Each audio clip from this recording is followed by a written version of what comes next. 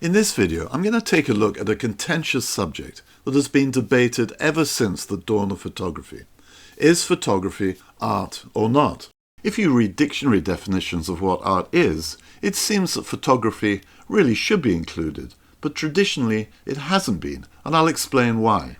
And then I'll discuss the arguments for and against photography as an art form, from the earliest photographs, nearly 200 years old, right up to the present-day AI generation of images. You might think it doesn't really matter whether photography is art or not. It's simply a question of semantics. Or perhaps it might be better to focus on the aesthetic qualities of each photograph in isolation, to decide whether, for example, a photograph is a throwaway snap, or a nice shot, or has real artistic value. As we'll see, this approach is fraught with difficulties, and you could argue again that it doesn't really matter anyway.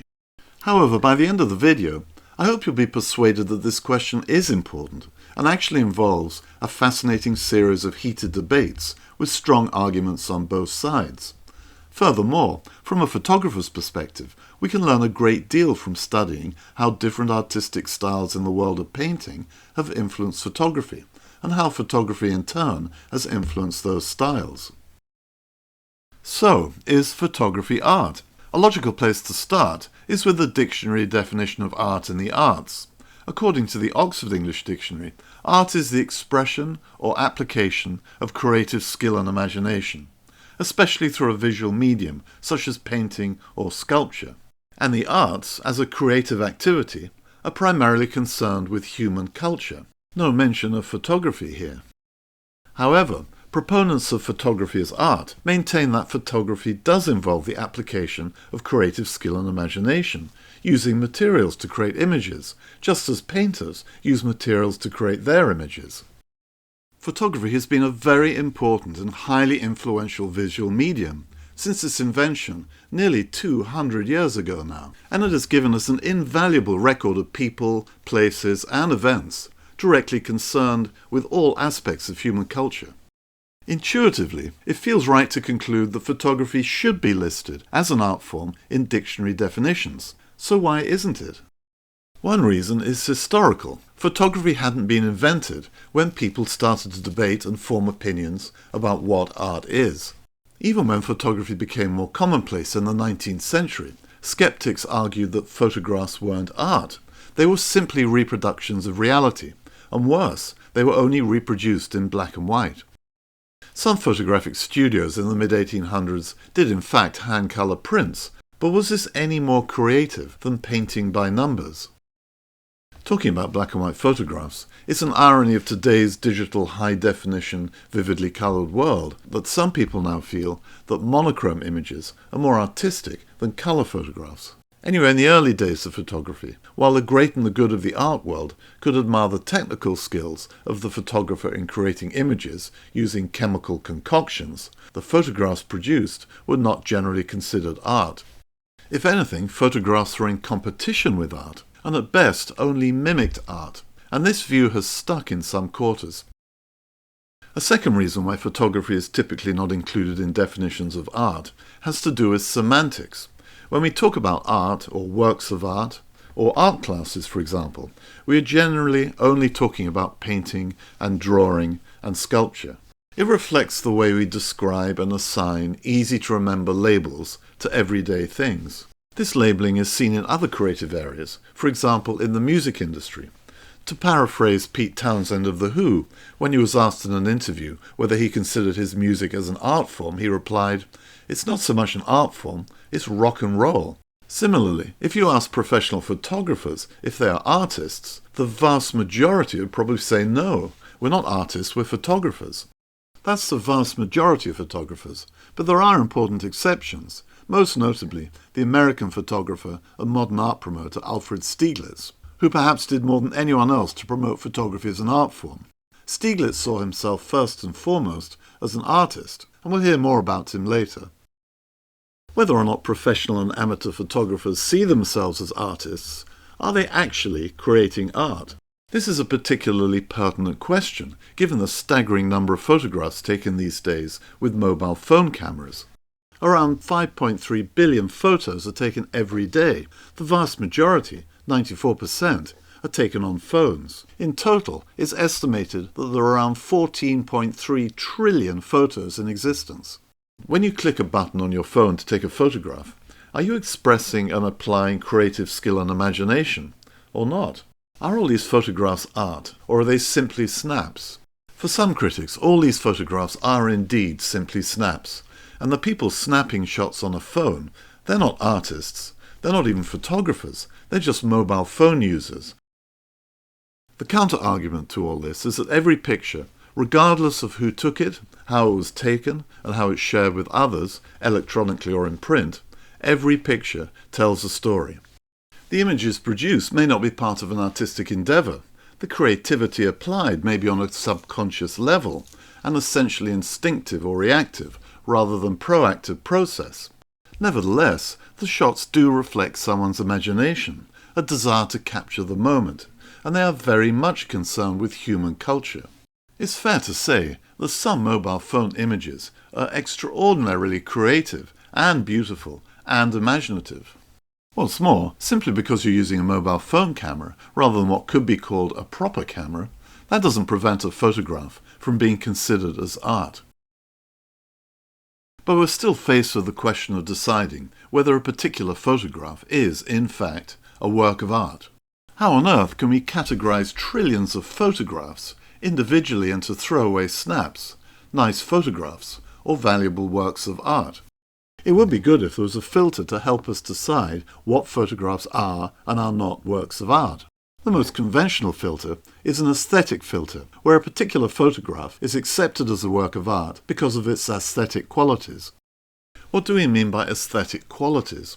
Well, in the art world, there are at least 3 specific qualities that in theory can be used to test whether a photograph should in fact be considered as art. Firstly, how beautiful is the photograph to look at? Secondly, how much of an impact does the photograph make on others? Does it convey a strong message?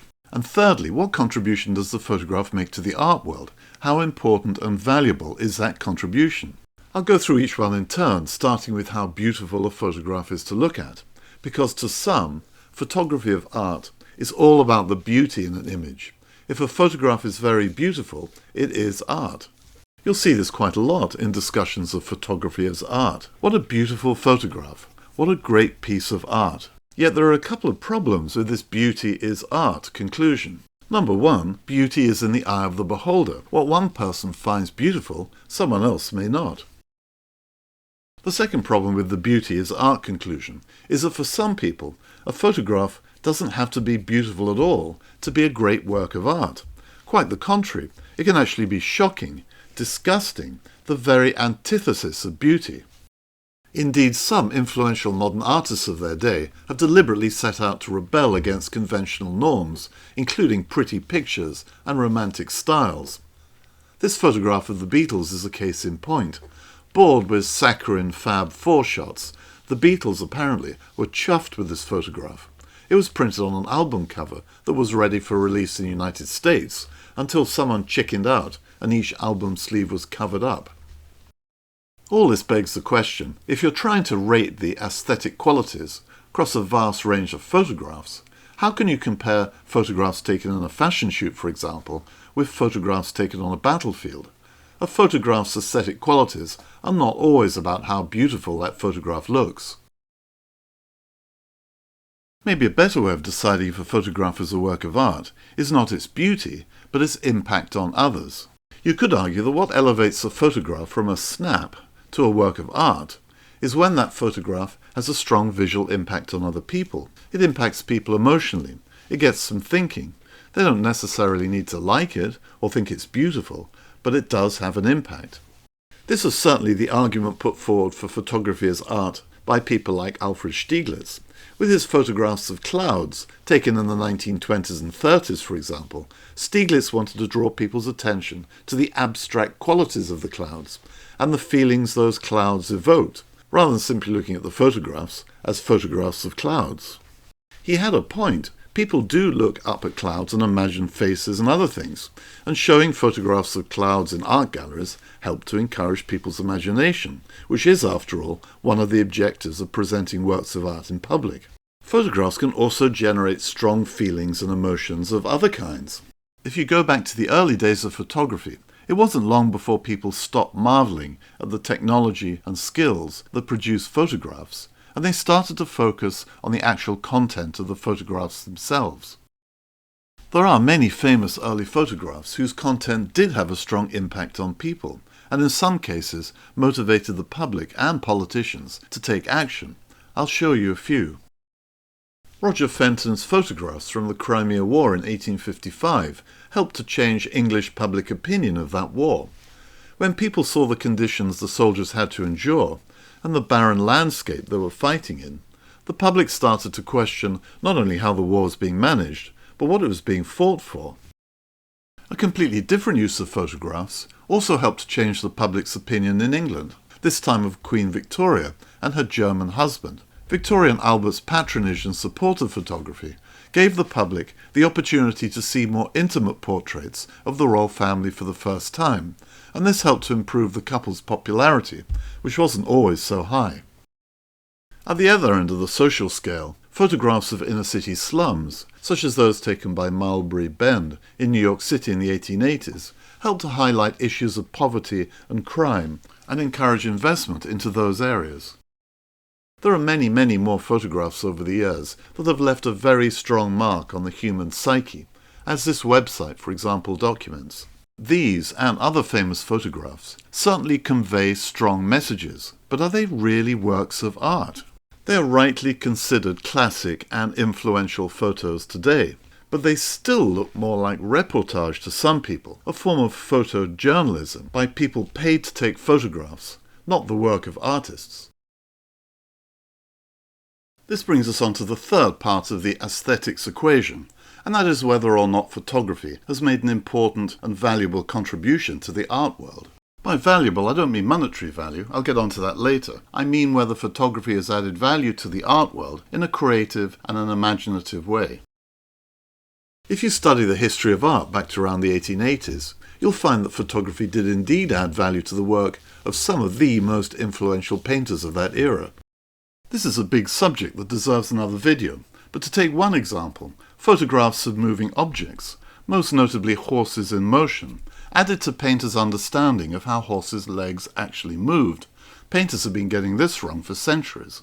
The way outdoor scenes were framed in photographs influenced painters such as Degas, who started to use more daring compositions. And more generally, you could argue that the ease with which photographers could capture portraits and scenes in accurate detail encouraged painters to become more impressionistic rather than photorealistic in their work, and this contributed to the success of Impressionism as a painting style. Despite the value of photography to the world of painting, this did not necessarily mean that photographs themselves were considered as valuable works of art. Indeed, early photographers were more focused on mimicking art rather than creating it, offering customers the chance to have their portraits taken in the style of the most fashionable painters of the day. For example, look at this portrait taken in Dublin in the 19th century. This happens to be one of my ancestors. The popular artistic style of the day for formal portrait paintings was a neoclassical style, and so the sitter was asked to pose in a way that mimicked that style, beside classic architectural columns. And through the magic of photography, the sitter had their portrait in a contemporary artistic style for a fraction of the cost of a real painting. Towards the end of the 19th century and into the 20th century, photographers became more adventurous. Cameras, film and developing became more affordable and accessible, including for people with a more artistic bent. Photography was no longer confined by a technological straitjacket and the overriding aim to produce a clear and sharp reproduction of reality. Whilst the results still tended to follow the influential artistic styles of the day, not just the work of modern painters, but also the innovative and popular world of motion pictures, you can certainly see a lot of creativity and imagination in some of the photographs produced. One creative genre of photography that is worth noting here is pictorialism. It was popular in the later 19th century and early 20th centuries. Pictorial photographs were manipulated by photographers to give their photographs a more picture-like quality and more of an emotional impact. This was achieved by introducing a soft focus, adjusting the color tones, or introducing more physical textures into the photographic prints, Whatever the manipulation, the main objective was to produce a beautiful-looking, aesthetically pleasing image. There's been quite a debate over time about whether this style of photography was simply an attempt to make photographs look visually more beautiful, or whether the resulting photographs actually represented an influential new art form. The Wikipedia page on pictorialism has a surprisingly long discussion on this debate, if you're interested.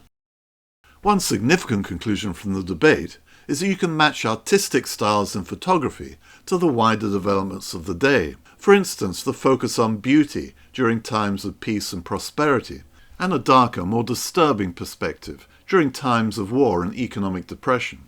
Furthermore, there's the perpetual search by emerging artists for new styles to disrupt existing fashions.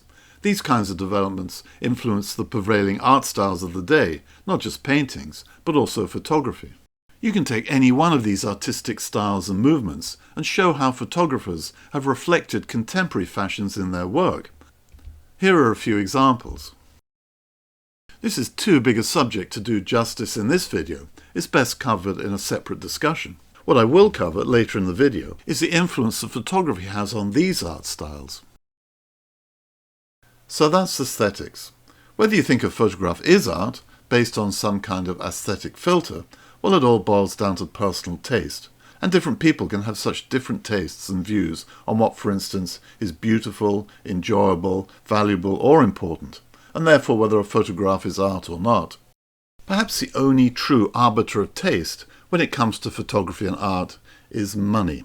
No matter what the cynics of photography of art might say, photographs can, and do, sometimes have a real commercial value. People and institutions are willing to pay good money for photographs because of their perceived artistic value, including art galleries, collectors, investors, companies, and members of the public. The fact that people and companies are willing to pay for photographs to hang on their walls is a plus point when it comes to considering whether photography is art or not. However, there's a problem with the monetary value argument, because there are many other reasons why photographs are purchased, other than their artistic qualities. There are some high-profile collectors of photographs around the world, and while many collectors love and appreciate photographs as art, for others, maybe it's more of a cold-blooded investment strategy. The most expensive photograph ever sold was taken by the surrealist Man Ray. It sold for $12.4 million in 2022. It's an iconic and highly recognizable photograph. With the superimposed F-holes from a violin, it shows all the creativity and imagination you'd expect from a work of art. A few years earlier, in 2014, it was reported that this photograph, by Peter Lik, had sold for a then-record $6.5 million, proof, if nothing else, that you don't have to be dead to secure high prices for your photography.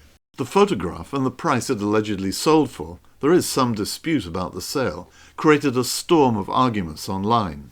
In the UK, The Guardian's columnist Jonathan Jones wrote that Peter Lik's hollow, cliched and tasteless black and white shot is an art, and it proves that photography never will be. Below the line, The Guardian's readers, never slow to express strong opinions or show off their erudite views, then wade into the discussion, and Jones in particular. The comments section is great fun to dip into. There are over 1,900 comments in total. In the top recommended comment, Jones is essentially described as an ignorant snob. However, many of the other comments are more balanced, with a very small minority agreeing with Jones, and a much larger number writing that photography could be art, but perhaps not this particular photograph. It can be hard these days to differentiate between journalists and art critics writing what they really think versus what they publish for clickbait purposes. But either way, it's clear that the photography as art debate still gets people all riled up. For more humble members of the public without millions to spend on art, some of the most popular images hanging on walls of homes all the way around the world are photographs, not just snaps of family or friends, but photographs taken by other people, photographs they've paid for. Sometimes these photographs are high art prints, i.e. high quality prints, perhaps with the photographer's signature and a limited edition number.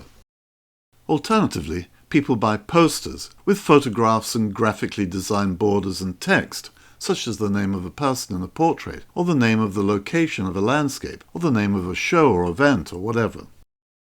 With posters, text is a critical part of the message that poster conveys. The photograph on its own is not enough. Elsewhere, in commercial buildings, interior designers pay for giant prints of photographs without any embellishments, sometimes presented as an artistic backdrop. At other times, it looks more like a giant piece of wallpaper design. And then there are photographs that are valuable, but are in no way creative works of art at the time they're bought, especially if a photographer has captured something of immediate interest to the public. For example, news channels paying for a paparazzi photograph of a celebrity, or a photograph of a sports event, or a storm or a crash, and so on. Here we're back to the photojournalism critique. Just because somebody is willing to pay for a photograph doesn't mean it's art.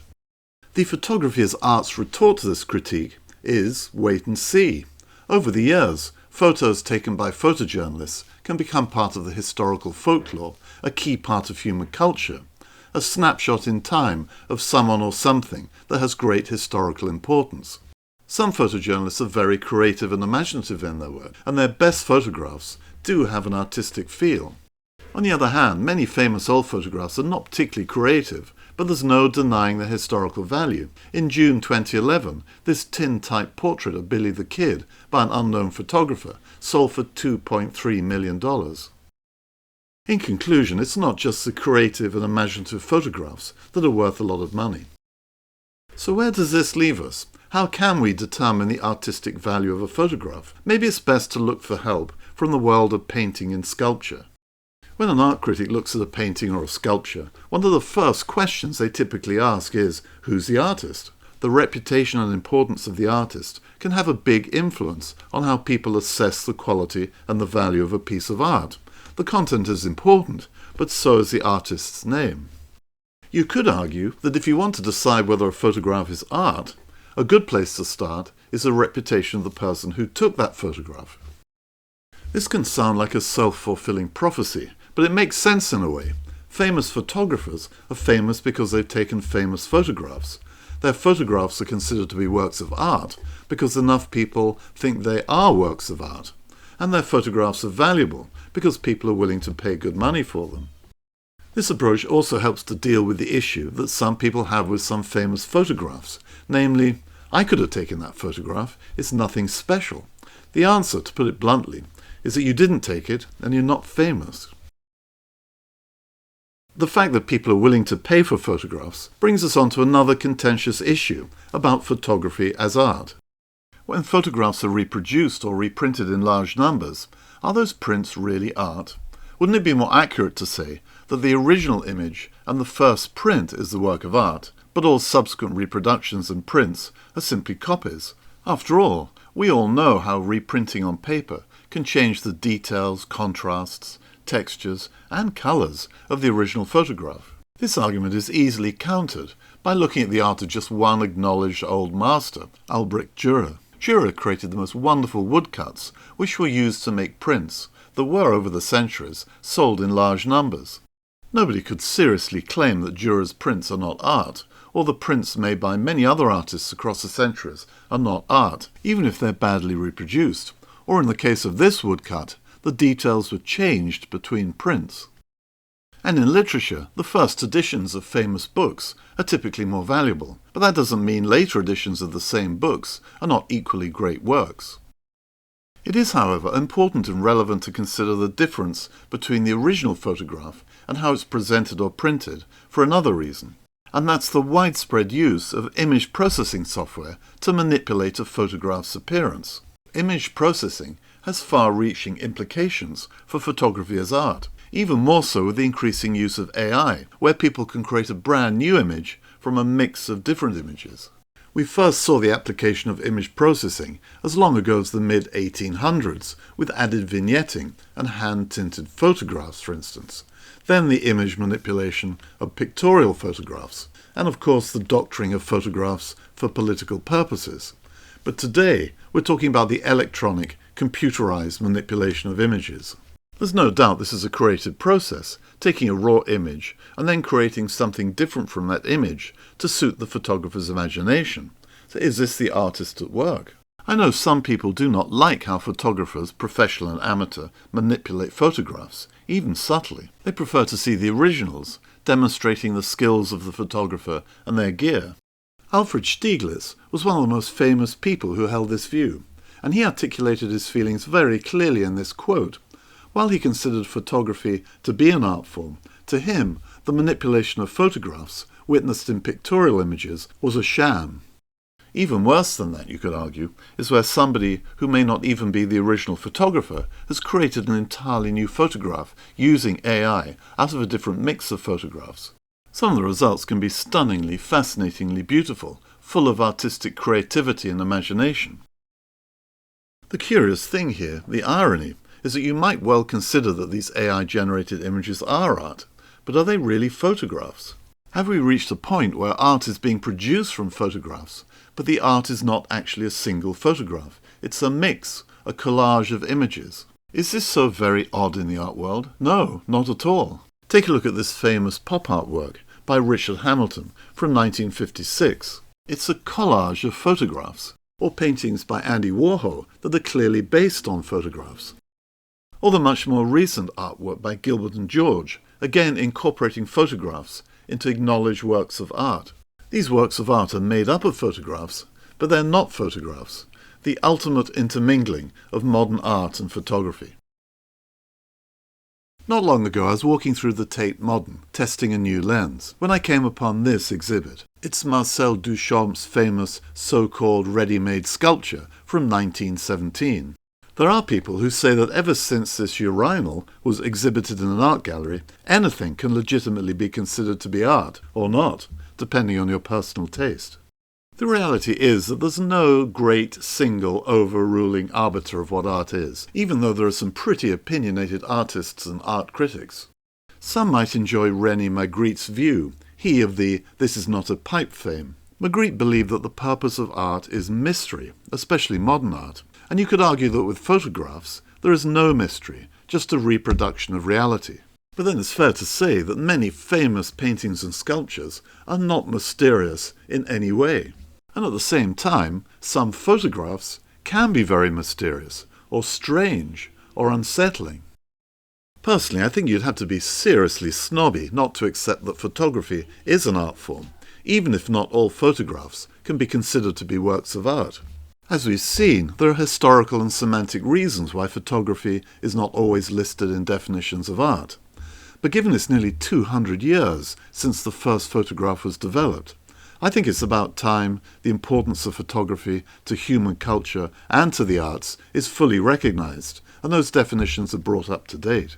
Photography is, after all, the most sociable, the most accessible, the most widely practiced creative endeavor taking place in the world today.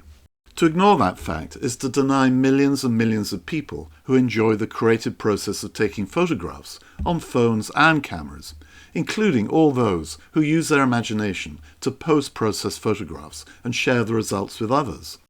Having said that, I do think there's an issue with the sheer number of photographs taken and posted each day, in the sense that familiarity can breed contempt for photography as an art form. Despite my love for photography, I'm ashamed to say that I find some photography exhibitions rather boring and flat, not because I'm not impressed with the technical skills, the subject matter, and the creativity of the photographers, but because I've seen so many photographs over the years. In contrast, I can get much more excited about visiting exhibitions of paintings and drawings, and the chance to look closely at the textures, colours, and compositional styles of the artists. There's something more eye-catching and fascinating about this kind of art. But this is not to dismiss the value of photography as an art form. Indeed, it should be something that motivates us to produce photographs that really do stand out in the ocean of images we see each day. Please let me know what you think of all this. I'll be very interested to read what you have to say.